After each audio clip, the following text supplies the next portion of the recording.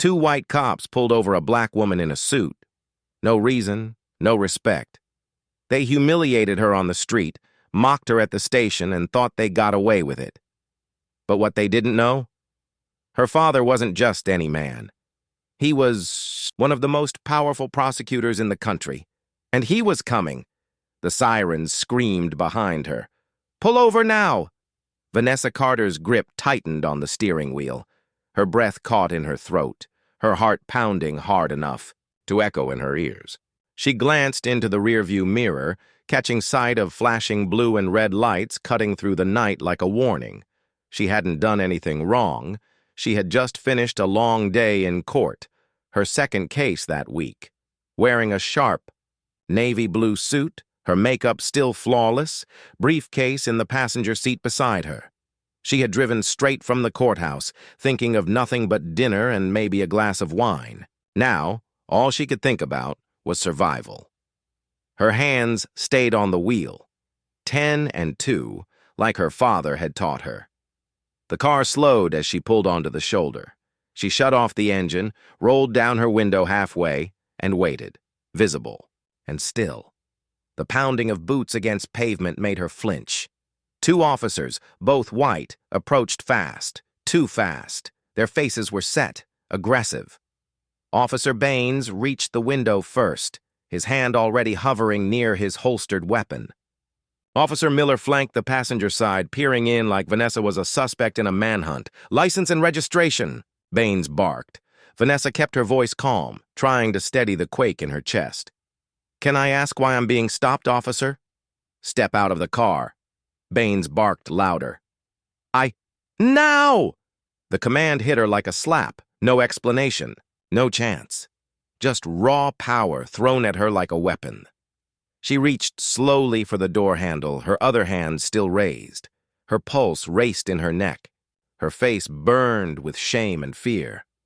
As soon as the door cracked open, Officer Miller yanked her by the arm, dragging her out like a criminal.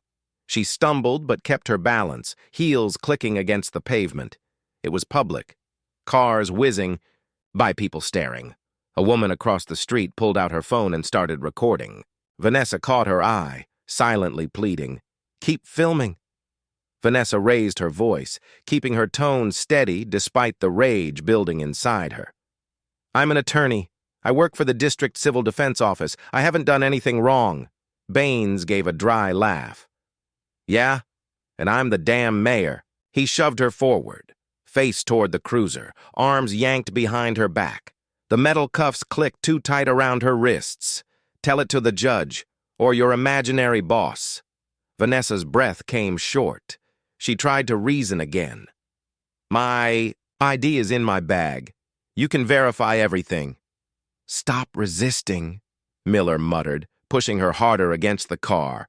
He said it just loud enough for witnesses to hear, even though Vanessa hadn't moved an inch. "I'm not resisting." The crowd was growing. People were pulling out phones, whispering, watching. But no one stepped in. They never did. No one wanted to be the next victim. "This your car?" Baines asked as he popped the trunk without permission. "Yes." "Registered. In my name." "Looks too nice for someone like you." Vanessa's jaw tightened. She didn't respond. Every word felt like it would be used against her. Every second stretched. The concrete under her heels felt colder than it should have. The air itself seemed to sneer. They patted her down like she was carrying something dangerous. When they found nothing, they sneered anyway. "This how you dress for the club?" Miller asked, smirking. Vanessa didn't flinch. "This is how I dress to win cases. You should try wearing something respectable sometime." Baines stepped in close, his breath sour with arrogance. "Oh, we got a mouthy one." "I have the right to speak," she said, not breaking eye contact, "and the right not to be harassed for being black and driving home." That was when Baines leaned in, his voice a hiss. "You're lucky this isn't 10 years ago." Vanessa's stomach turned. He didn't say it directly. He didn't have to. Every word was a reminder. You may be smart. You may be educated. But to us, you're still just another one of them. They shoved her into the back of the cruiser. No Miranda rights, no explanation, no dignity. Her legs were twisted awkwardly in the small space, her wrists throbbing. Her phone buzzed from her bag. Still on the sidewalk, untouched.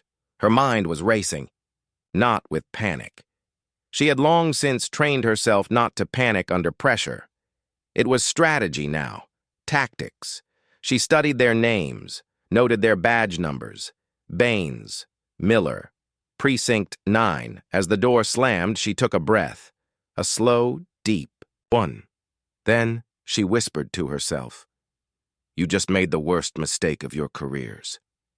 Inside the station, it only got worse. They didn't put her in a holding cell. They left her in a chair in the hallway, on full display.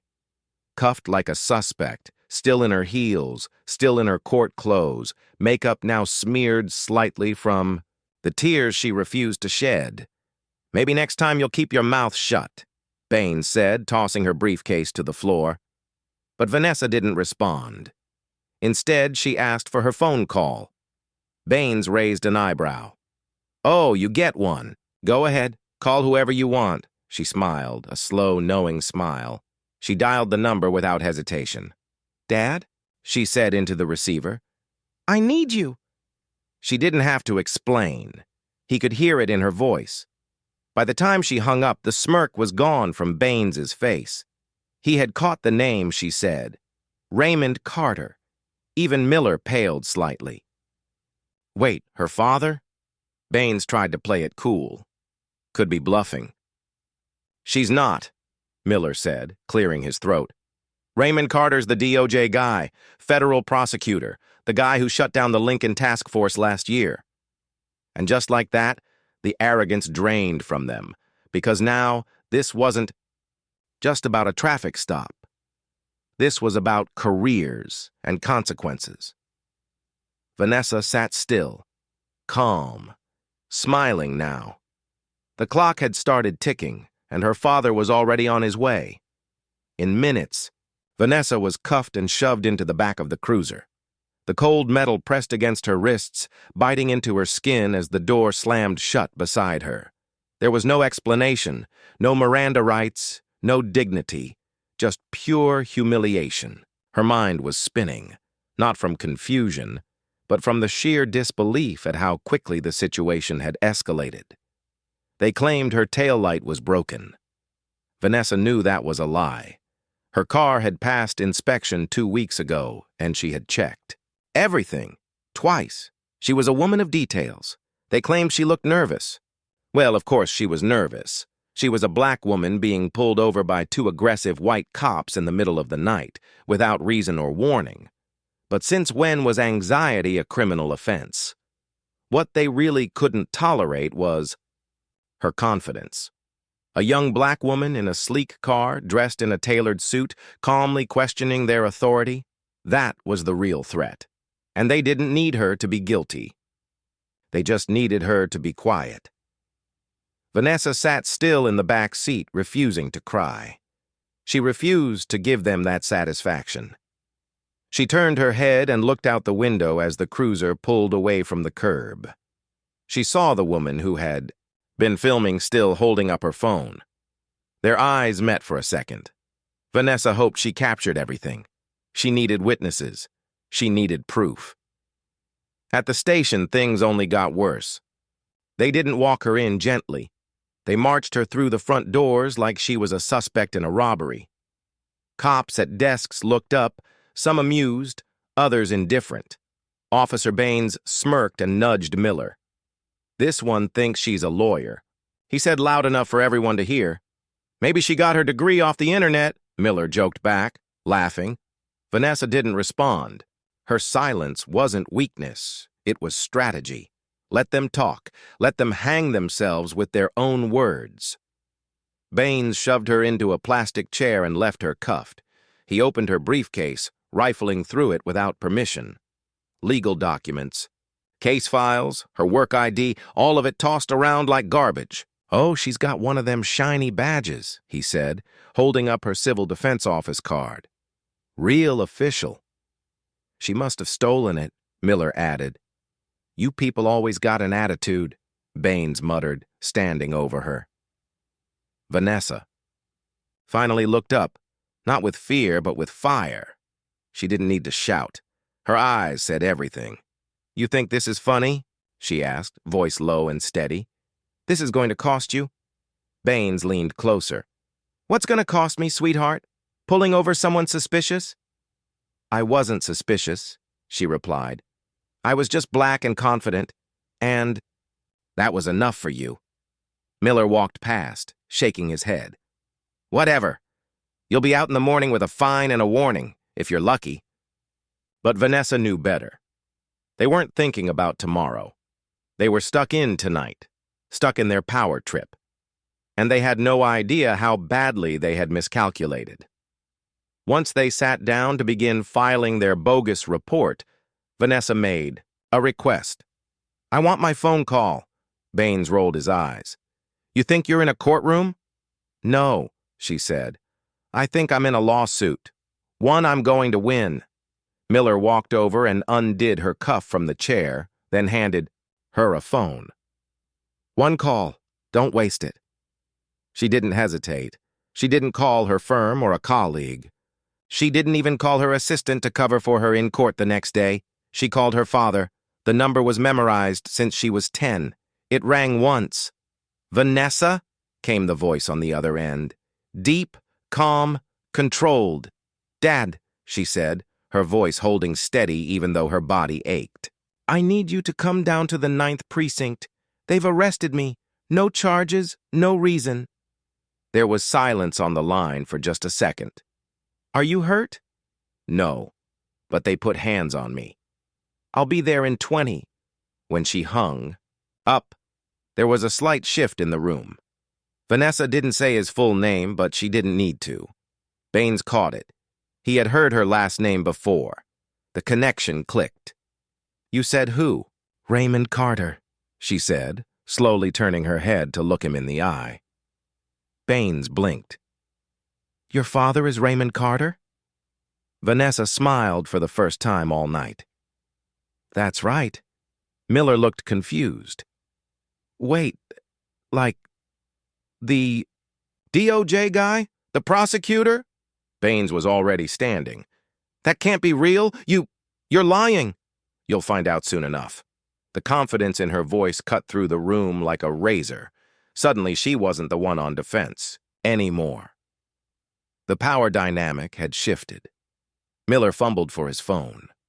Baines paced, trying to remember if he had done anything on camera. Vanessa didn't say a word. She didn't need to. In that moment, they realized the truth. They hadn't arrested some random woman. They had arrested the daughter of one of the most respected federal prosecutors in the country, and not just any prosecutor. One known for tearing down corrupt police units and holding crooked cops accountable. The man who had made headlines for sending an entire department into federal oversight just 2 years ago. They picked the wrong woman and the wrong father. 10 minutes later, the doors of the precinct flew open with a force that made the room. Stop breathing! A tall black man stepped through, every eye drawn to him instantly. He wasn't just tall in stature. He carried presence like a general stepping onto a battlefield. His charcoal gray suit was crisp, his tie flawless, and the shine of his shoes reflected the cold fluorescent lights. There was no anger in his eyes, but something much heavier. Purpose. He moved with intention, shoulders square, gaze cutting through the space like a blade. He didn't shout. He didn't need to. The way he walked, people moved without being asked. The desk sergeant looked up, confusion flashing across his face as he instinctively stood from his chair. Where is Vanessa Carter? The man asked, voice cool but firm. Who's asking? The sergeant said, though his voice cracked slightly. The man reached into his suit jacket and placed a leather badge holder on the desk. The gold seal gleamed under the light. Department of Justice, Federal Prosecutor, Raymond Carter. Silence fell like a dropped curtain. I'm here for my daughter, he said, voice like thunder wrapped in velvet. I suggest you bring her out. Now! The sound of keyboards tapping in the background stopped. Conversations halted. Even the air seemed to still. Officers who had been pretending not to listen sat straighter, some glancing at one another, suddenly remembering headlines and news segments. Raymond Carter, the man who prosecuted the Blue Ridge corruption scandal, the man who dismantled entire precincts, the man who put dirty cops behind bars and made sure they stayed there. From a corner of the station, Officer Baines stepped forward, clearly rattled but trying to hold on to his composure. His voice was lower than before, less arrogant, more cautious. "Sir, she was stopped because—" "Save it," Raymond said, not even looking at him. His eyes were locked on the sergeant. "I want her out here this second. You've already violated her rights. Don't make this worse." The sergeant didn't speak. He motioned quickly to one of the younger officers nearby, who disappeared down the hallway at full speed. Raymond finally turned toward Baines.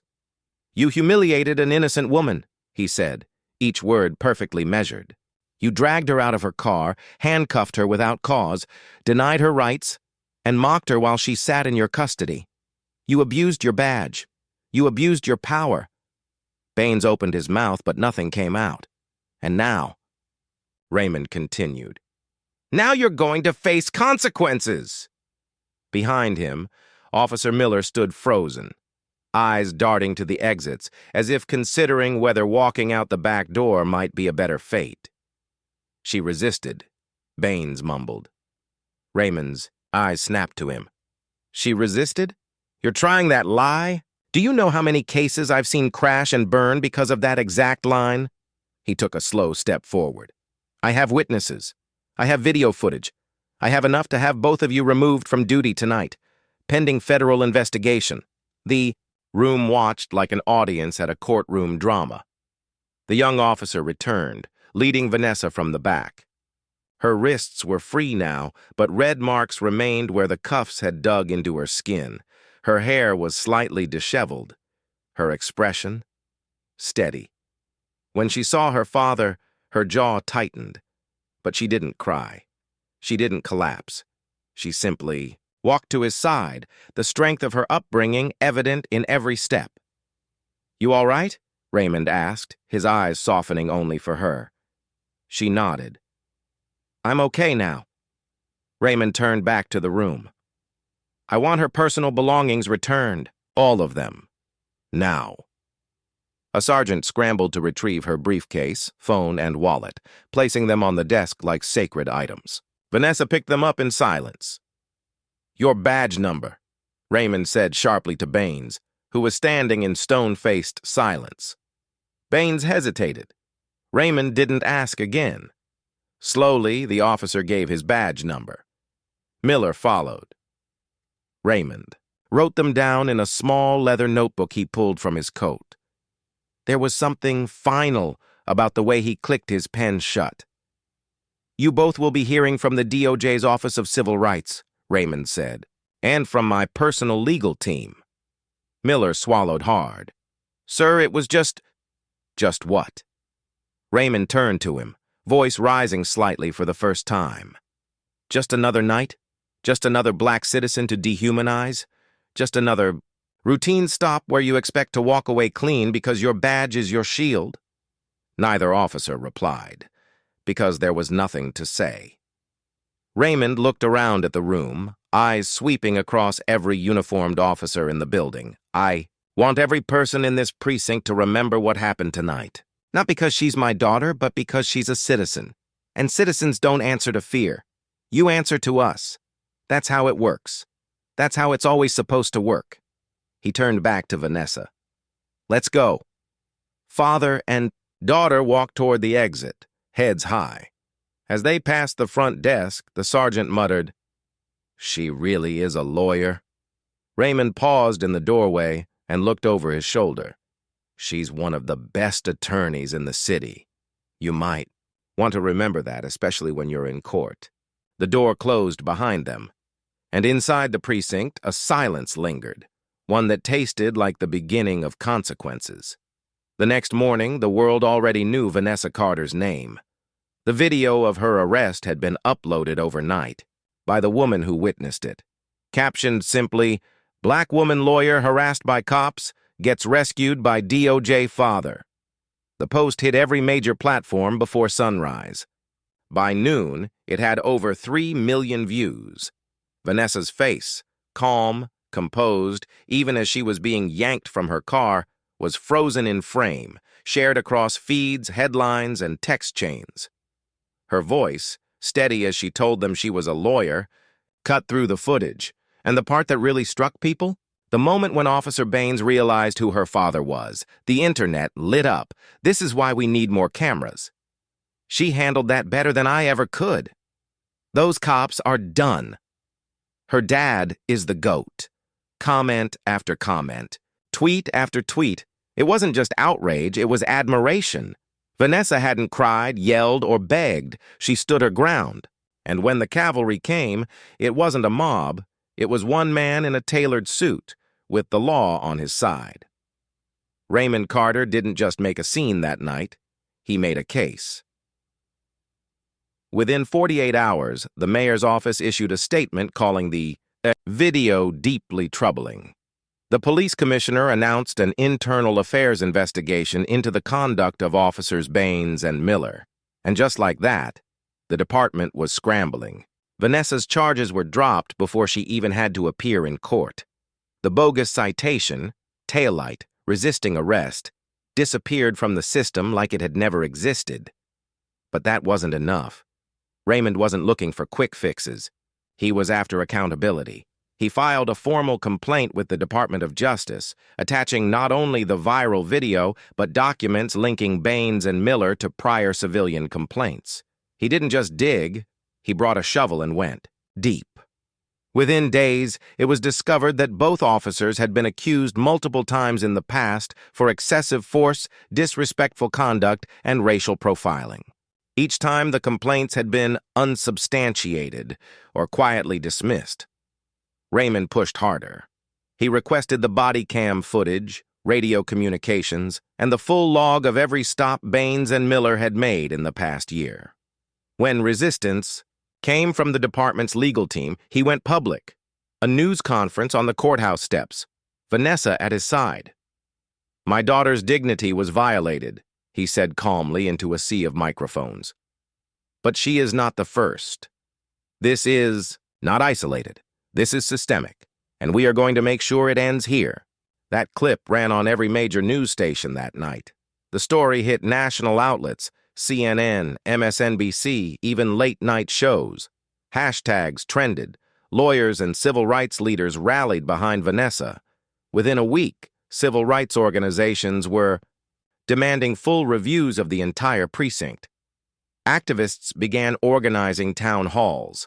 The community that had once felt powerless was now energized, standing behind the Carters. Inside the department, panic spread. Officers were being questioned. Supervisors were being pulled into closed-door meetings. Every file on Baines and Miller was being picked apart by internal affairs and outside investigators. Reporters were knocking on neighbors' doors. News trucks were camped outside the precinct, their antennas pointed skyward like judgment. Miller broke first. He didn't wait for the investigation to finish. Just 5 days after the video went viral, he submitted his resignation. No press, no public statement. He was gone. Baines wasn't so lucky. His history was more tangled, more damning. The footage, the body cam, once released, didn't just show aggression. It showed a pattern, the language he used, the smirks, the power trip. Internal emails hinted at an officer who had long walked a thin line and now had finally stepped over it. The department placed him on unpaid suspension pending termination proceedings. It wasn't just a slap on the wrist. It was a message. Vanessa didn't say much to the press. She didn't need to. She let the facts speak. She let her father handle the storm. But in private, she admitted to close friends that the whole thing still haunted her. "It wasn't the first time I'd been profiled," she said, "but it was the first time I truly feared how far it would go." The fear had been real, but now, so was the justice.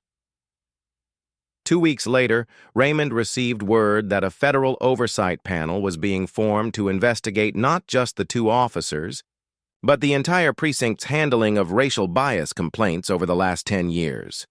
It was the kind of sweeping reform that didn't happen often, but when it did, it left a mark. Vanessa returned to work quietly, picking up her case files and walking back into courtrooms with the same strength and grace she always had.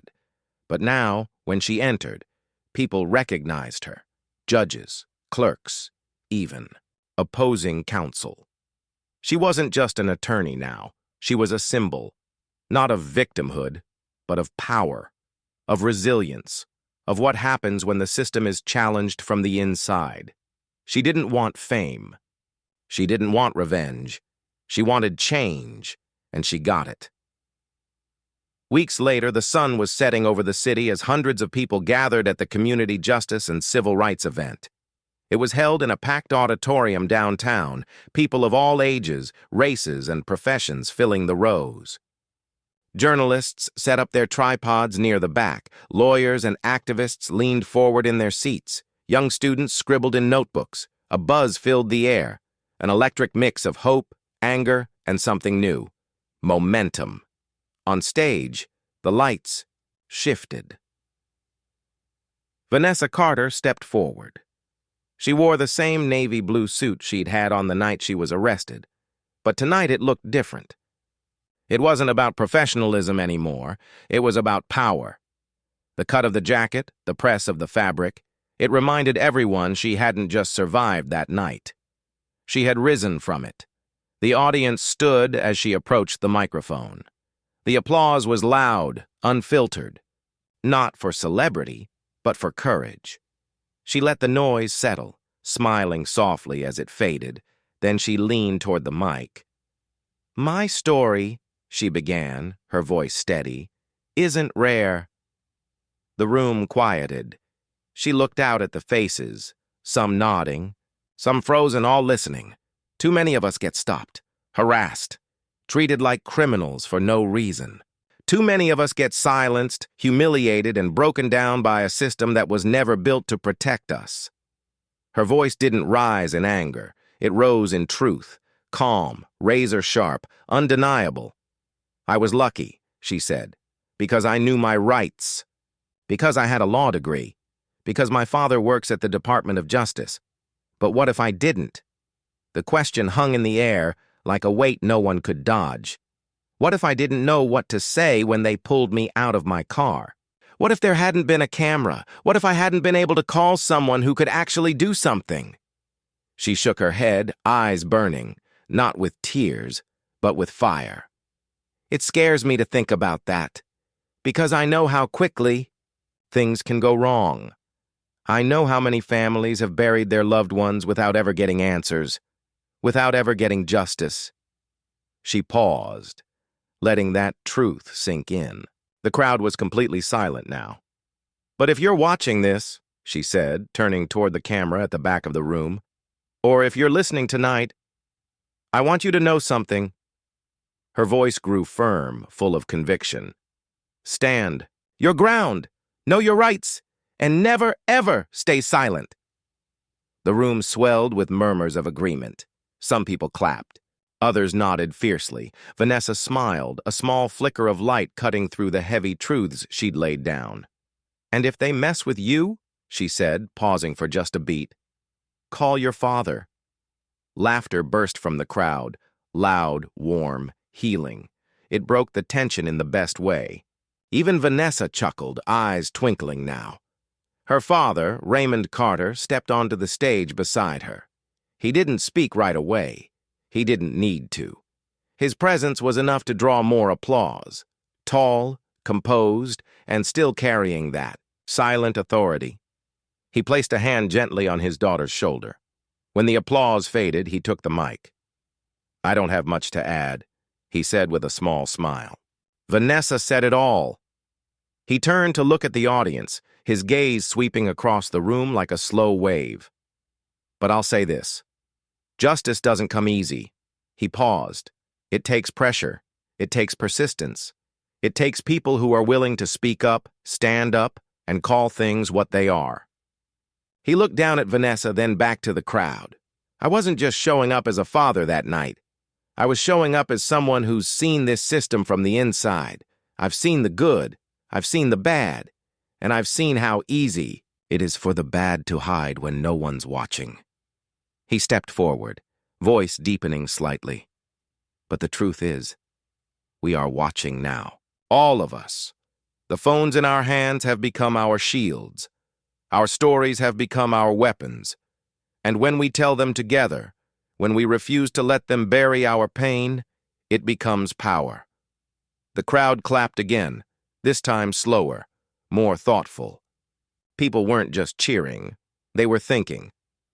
Justice comes, Raymond said finally, especially when we stop being afraid. He handed the mic back to Vanessa, who stepped up once more, her smile calm but radiant. She looked out at the crowd and then into the camera one last time. "This isn't just my victory," she said. "It's yours. It's every person who's ever been stopped, stared down, and disrespected for no reason at all. This is what happens when we fight back with knowledge, when we back each other up, when we don't back down." The crowd rose to their feet once more, applauding, not out of habit, but from the heart. And in that room, for that moment, justice didn't feel like an idea. It felt real, it felt close, and it felt like just the beginning. If you believe stories like this need to be told, hit that like button, subscribe for more powerful content, and share this video to stand against injustice. Your voice matters, and every view helps bring us closer to change.